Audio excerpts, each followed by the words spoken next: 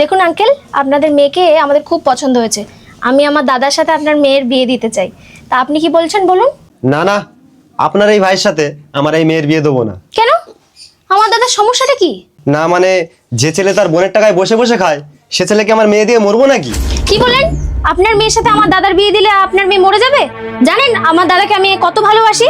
আমার ব্যাংকের সব ডিটেলস না সব আমার এই দাদার কাছেই থাকে। কখনো প্রশ্ন করিনি যে কত টাকা নষ্ট করছে, কত টাকা তুলছে। এই তো সেই দিনকে আমার কাছ থেকে 10 লাখ টাকা নিল। ওর নাকি কোন বন্ধুর বার্থডে সেলিব্রেশন করবে, তাই একটা কেক গিফট করবে। কি বললেন? কেক কেনার জন্য 10 লাখ টাকা? আরে আঙ্কেল, ওটা কি যেমন তেমন কেক ছিল নাকি? পুরো সোনায় মোড়ানো কেক ছিল। বিশ্বাস হচ্ছে না?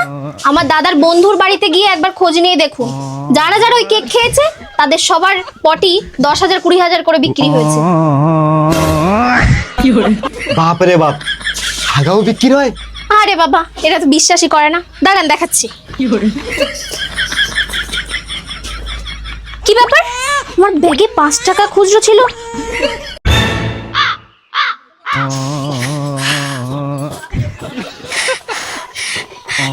চল বাড়ি চল। আমার ব্যাগের থেকে না বলে 5 টাকা নিয়েছিস? মাকে গিয়ে বলে দেবো।